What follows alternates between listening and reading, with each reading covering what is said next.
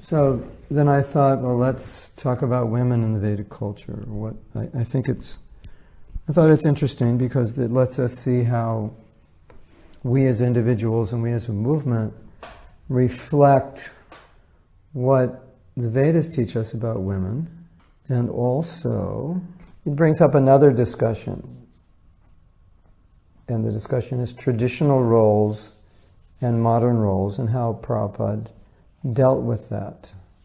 Because what you see is that you have individuals in our organization who say that we should try to stick to traditional roles as far as possible, how things were in traditional Vedic society, because it's a perfect system, and if we don't follow a perfect system, then whatever we try to do to replace it will just make it worse. Then there are those who will argue, well, things are different, so you have to adjust, and Prabhupada adjusted. So this conversation is going to entertain that topic.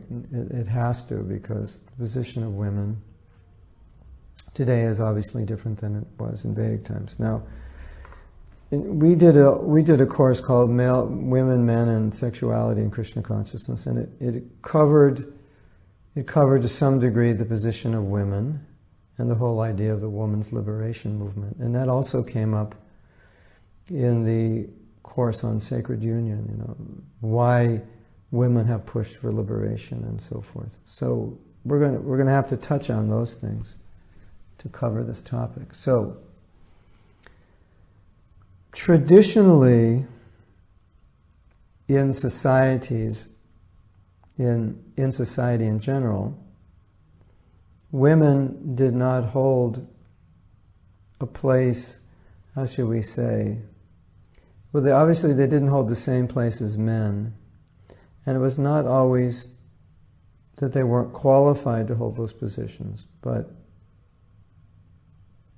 women generally took care of kids, and typically families were very big.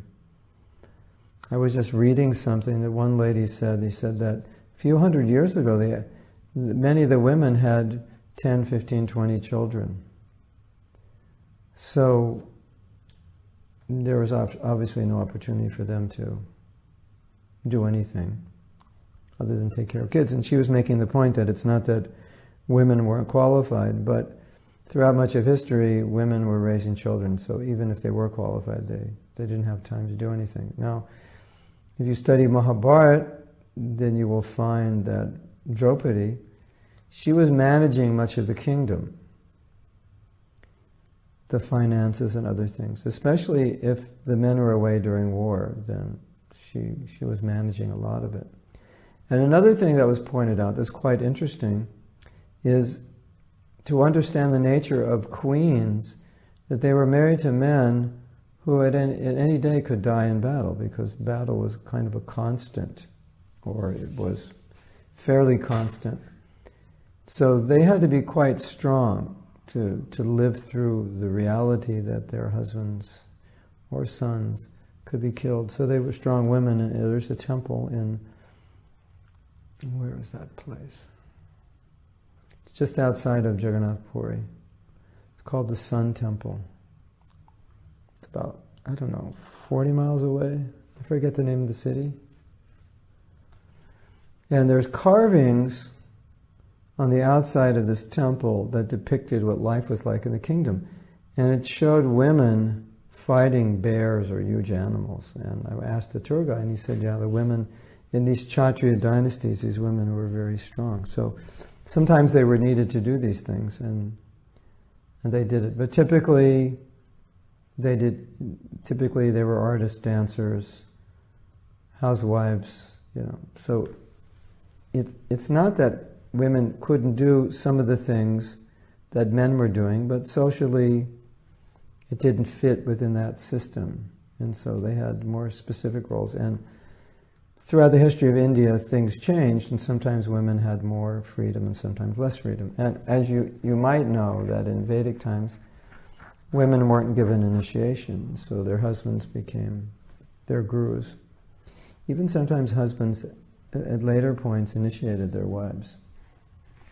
That has happened. So, but I think one thing that's constant through all cultured societies, although it may be misunderstood and misapplied, is the idea that women are protected, women are honored. And what does it mean to be protected? Well, men have a tendency to exploit women. Even car dealers have a tendency to exploit women. Even car mechanics are famous for taking advantage of women. Did you know that? Because the women will drive in and he'll say, you need this and that and this and that. And the woman doesn't, most women don't know technically anything about cars, so she just says, okay. Isn't that interesting?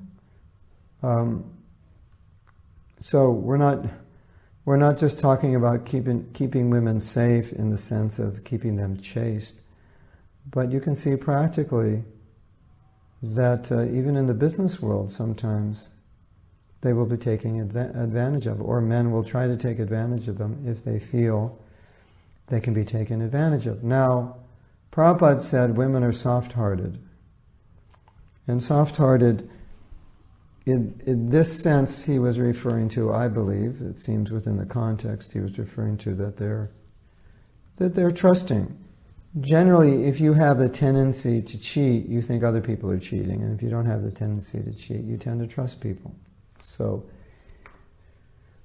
women being soft-hearted tend to be trusting, especially of men, because a woman would like to think of a man as someone who's stronger than her, who therefore would protect her and take care of her like a brother.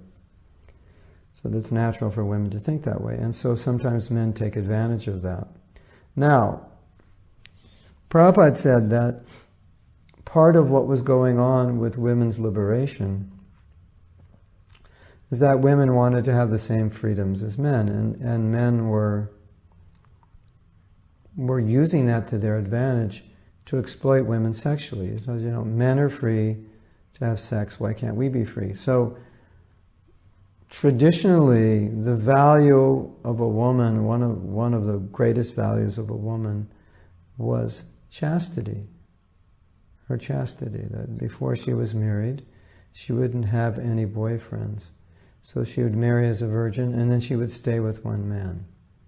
That's considered in Vedic culture one of the foremost qualities of a woman, and a woman should strive for that. Like you might say a brahmachari strives for celibacy. So the equivalent with a woman is chastity. That means celibate till she's married, and then being devoted to one man, not cheating on him, like that. So that Krishna told the gopis. He said, yes, that's the highest quality of a woman, chastity, to her husband. So that is respected in every culture. And when women wanted to be equal with men, one of the things they did was, they saw men, they have this freedom to enjoy, because they don't get pregnant, so they can, go out and quote-unquote enjoy sexually. So they, some women say, well, we want to be like the men.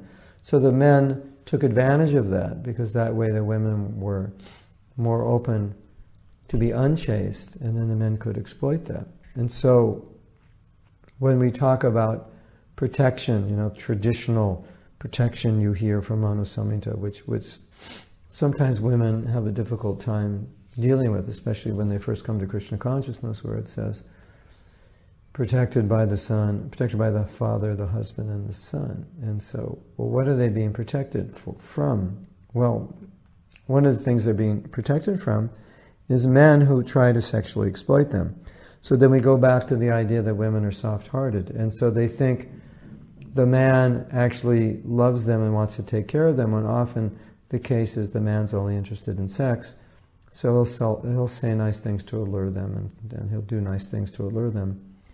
And then they'll so-called fall in love and then be exploited, then the man will go away. So this is very, very common.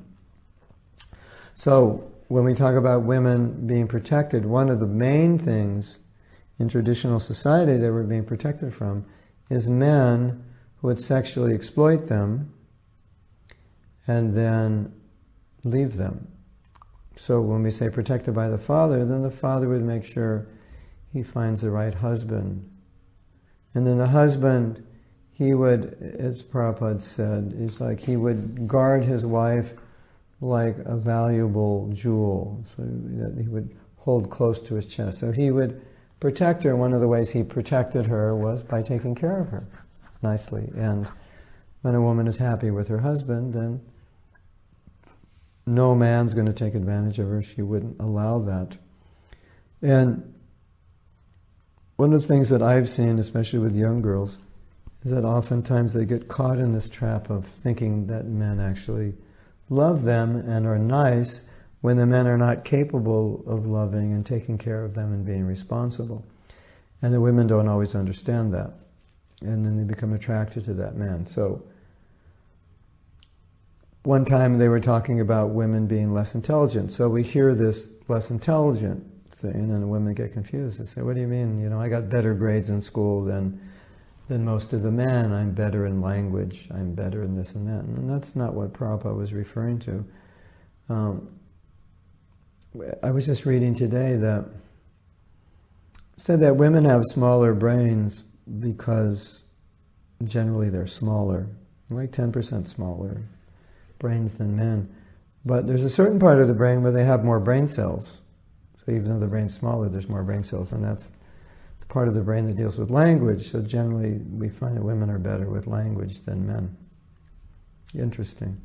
So when we say women are less intelligent, we don't mean necessarily academically, although perhaps in the areas of science and philosophy you'll find less women than men. But what Prabhupada did point out, and I've seen this myself, when they were talking about less intelligent, he was talking about this women's liberation where the women give themselves, they allow themselves to be exploited by men, and then they get pregnant. Then they either have an abortion or they have to go on welfare. Because the natural system is when a woman is pregnant and when a woman has a baby, she has to be taken care of because she can't do it on her own. She can't be out there earning money and so many things. She's got to take care of the baby, at least at a certain point in her pregnancy and after the baby's born. So when we say women need to be protected, that's another example of it. You know, Christian didn't make it so that women would be pregnant without a husband and take care of kids without a husband. It's just so Prabhupada said, so the woman thinks she's free, and then the man gets her pregnant, and then the man goes away. And then Prabhupada said, therefore I say less intelligent. So that they didn't understand that was coming. They thought the man loved him. They thought he would stay with him. They didn't understand that he was actually trying to enjoy them and not really willing to take responsibility. So then you go back to the soft-heartedness, the naiveness. So that's one of the things women are being protected from when they say protection by father, husband, son, being protected from men who may exploit them. Then you'll say, well, when the woman grows up, she's an elderly woman, she's protected by the son, that's not going to happen. So physically protected, because generally the idea is that men are a little more independent by nature than women. So men can kind of course, I just heard in India, it's funny, I don't know if I told you this, but one devotee was saying that that he was asking the brahmacharis, he said, is it better your mother dies first or is it better your father dies first? And they said, it's better the father dies because when the mother dies, he can't take care of himself because she was taking care of him his whole life. Which kind of throws my argument upside down, you know, say women need to be protected, and here's this guy, he can't even, he doesn't know how to cook, he doesn't know how to clean, he doesn't know how to do anything. He's not to wash his clothes, he never did it. Funny, huh? But in theory, men are independent and women are dependent. So the idea of, a woman in her old age, if the husband dies or he takes sannyas, then there's security there. Your son will provide room, shelter, food, whatever she needs. That's the idea. So, now, one of the things that we observe, and it's been observed by others, I'll get to your comments, questions in a while. One of the things we observe is that you can evaluate the standard or the level of a culture by how they deal with their women. And so, as we know, Western culture, for the last 50 years or so, or probably more, but especially the last 50, 55 years, has kind of gone wild with using women, sexual images of women, to market, what to speak of pornography. So then women is degraded into a sex object. When women are degraded into sex objects, then the culture is basically finished. And the women's liberation movement actually did that. It degraded women, it didn't elevate them. Because the women wanted to be like men, to which a wise woman would say, or a wise man would say, why would you want to be like a man? You're a woman. It doesn't make sense. But there was this feeling of inequality. Of course, there were other reasons that the women's liberation movement, it seemed to be necessary, and as we discussed before, because the men weren't being men, and therefore the women had to become more like men. So that's the fault of the men, that the women were forced to protect themselves, fend for themselves, because the men weren't doing it. So, we don't want to blame the women for that. But in terms of sexuality, in traditional cultures, and especially in Vedic culture or Vaishnava culture, chastity of women, and chastity means modesty, the modesty of women, the chastity of women, was, as we said, the highest ideal for a woman. And in that culture, then men, at least any cultured man, would protect that. He wouldn't interfere with that. He wouldn't degrade that. But in the Western culture, what's going on now is that men, in many cases, or society in general, has lost respect for women. Now, you can go to the movies and you see women half naked or fully naked. You could just go on. You just go on the internet, and it's there. It just comes up. It's like I was just working on a project, developing a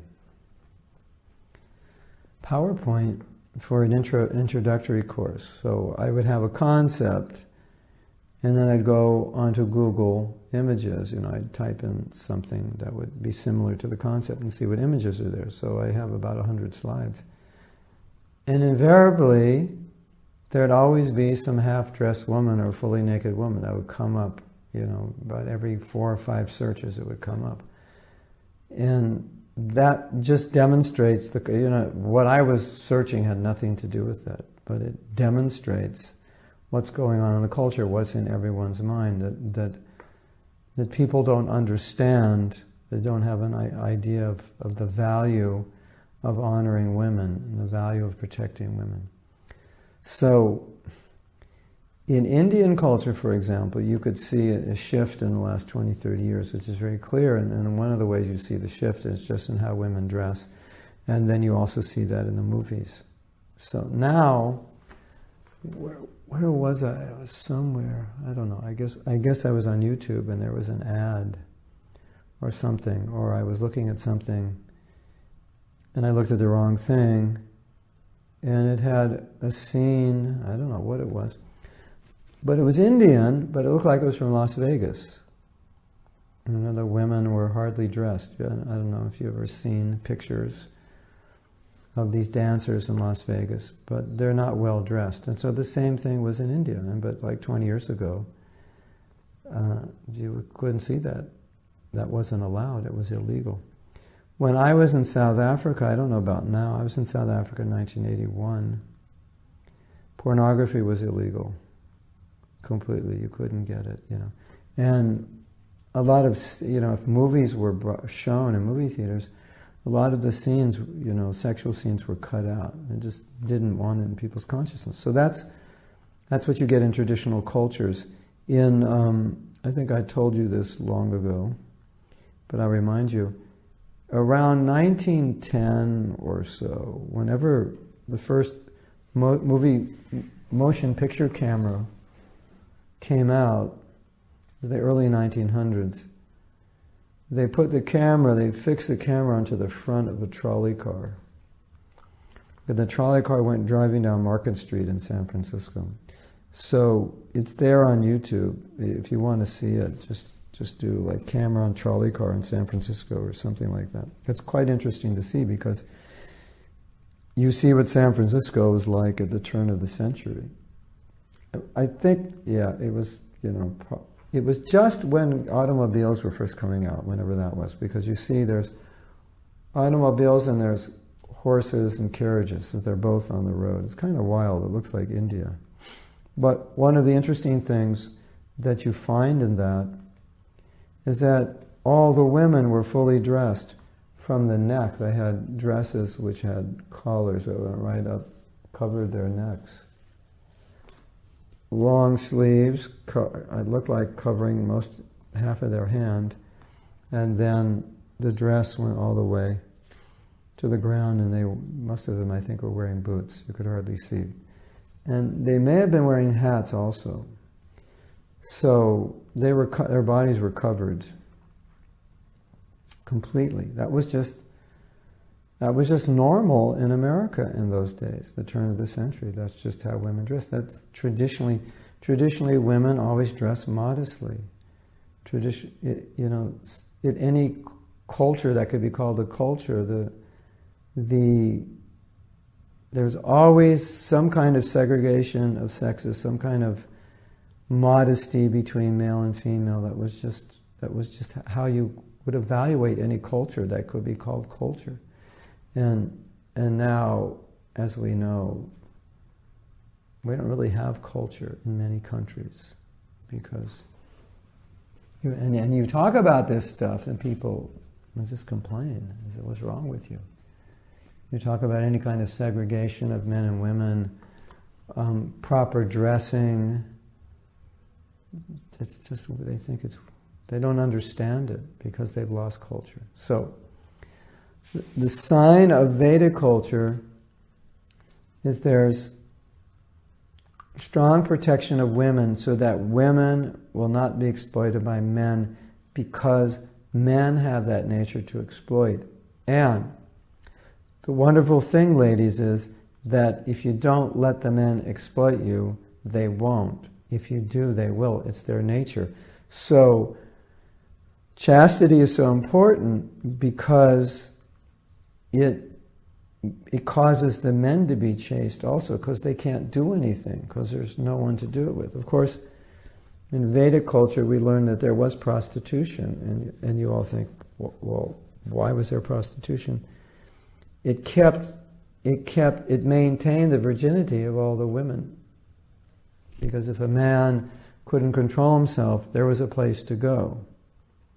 So he wouldn't have to rape or in some way seduce a woman, be she married or not married. So the prostitution was actually part of the chastity.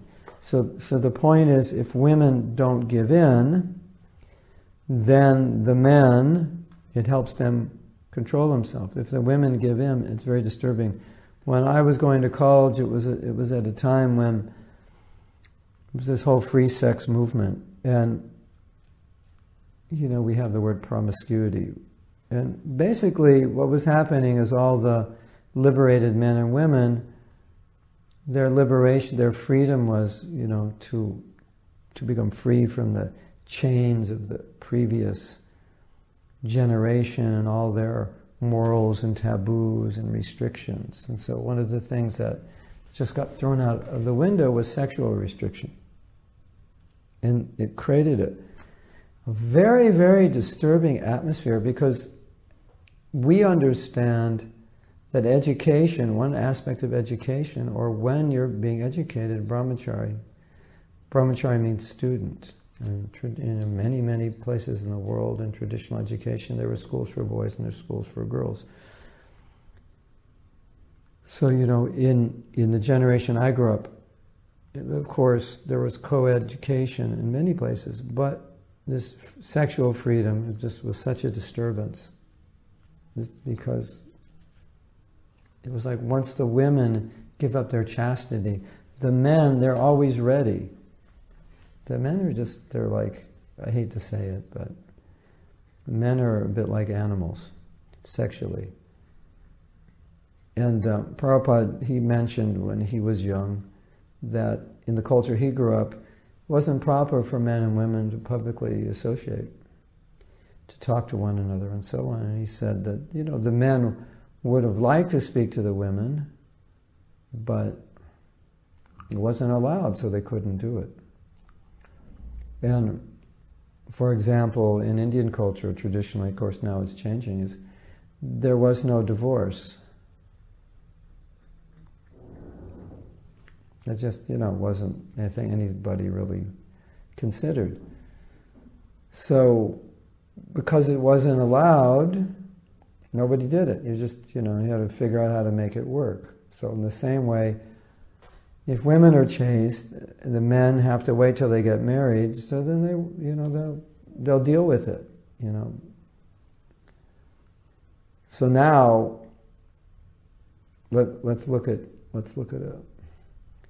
the concept of honoring women. Now, we had discussed this in the courses on marriage, that Shastra says where women are honored, all the gods reside. So what does it mean where women are honored? Well, where women are honored, it means they're not taken as sex objects. That's basically what it means. We have this concept, mother. So mother is a concept where there's freedom from any sexual connotation. So when a man calls a woman mother, it means there's a purity of relationship. He's basically saying that there's nothing going on here other than I respect you like mother. Not that she means she's going to tell him what to do like a mother would tell her son, but from the point of view of relationship between male and female, he sees her like mother. So that's what Chanakya Pandit says, that's a learned man. So that's like the highest way a man can deal with a woman, the highest respect a man can give to a woman is to see her like mother, because the son, he'll always honor and respect his mother, and he'll always treat her with love and affection and like that. So that's at the top end of the scale. And at the bottom end of the scale, you have pornography, or the desire of man to see women as total sex objects. It's like it couldn't be any further from seeing them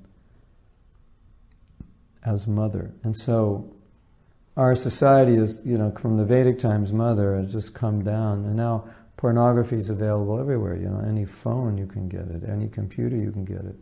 So all these poor young boys, look what they have to deal with. And when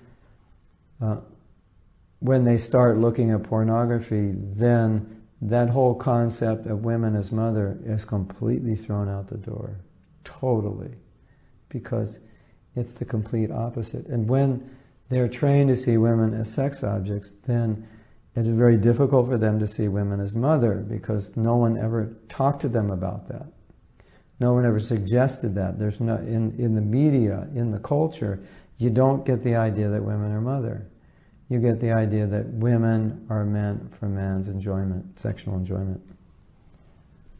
So Chanakya Pandit said, you see every woman as mother, that's knowledge, that's learning. All right, so now look at our society today. Okay, you have many learned men, big professors, big scholars, scientists, and scientists doing research, engineers, and so forth, philosophers. how many of them see women as mother?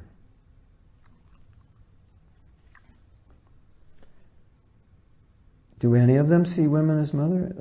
If they're not raised in India, and most people in India are not really raised to see women that way. So in women's attempt to gain equality or gain more freedom, which in many cases they need because men are not doing their job to protect them, they should never give in sexually. That's the degradation of society. That's when society hits the lowest end. Now, there's another factor that's been studied which is quite interesting. Woman's nature, in a normal situation, a woman will manifest her motherly nature, her desire to have children and be mother. In an abnormal situation, she'll manifest her desire to be sexually attractive, to attract the opposite sex, which it's kind of like a self-esteem thing where women feel they like need to allure men. But you see, in any cultured society, women would never act and dress in a way that would disturb men's mind, because the whole concept of woman is, I'm meant to get married, have children, be mother. I get my satisfaction from having a husband and children and a home and so forth. But nowadays, so many women get their satisfaction by dressing scantily, by dressing in a way that just disturbs men. Now, it's important for women to understand that, and I've said this before, and it's a very interesting point. In Vedic culture, when women went outside, they covered themselves. And now in our culture, when they go outside, they uncover themselves. Right? They get all dressed up. Really, they get dressed down. Then they go out. But in Vedic culture, women didn't do that because, as we said, chastity of the woman, protection of the woman, was key to that culture. So it wasn't that woman went out and advertised and said, look at my body, isn't it beautiful? Come everyone, lust after my body. Which is basically what women do today, the way they dress, right? They didn't dress that way in Vedic culture because they would dress for their husbands beautifully. They wouldn't dress for the world. They wouldn't dress to agitate everybody else. So in our culture, it's like women get this they get their self-esteem by being undressed. So it's completely opposite of everything that Vedic culture deals with or teaches. It's not like, and now they're contributing to the whole, making the problem worse, because the way they dress, they're basically advertising, here, come on, I'm available, you want me, pay the price and you'll get me.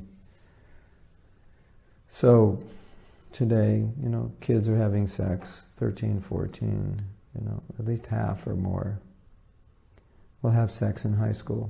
So what kind of culture is that? That's the place where you cultivate seeing women as mother, you cultivate brahmachari. In Vedic culture, women were married young. Now it sounds really crazy. Wow, they were married 13 or 14, but why? So they didn't have to go through this whole thing. So they would find a man and say, this is your husband. They didn't have to go through this whole trying to attract a man thing. And of course, it doesn't mean that we're going to do that now, but you understand the principle. It was part of the protection. We'll get the girl married. Get the poor girl married so she doesn't have to deal with all these guys who just want to exploit her, who won't be responsible. So, okay.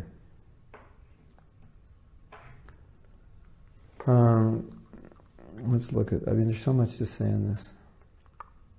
There's so much. It's been written about this by devotees.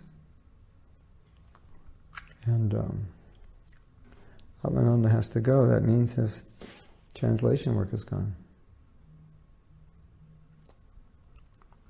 Yeah.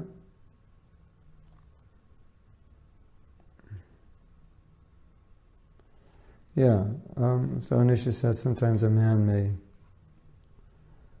you may tell them something and they use that against you. Yeah, that happens.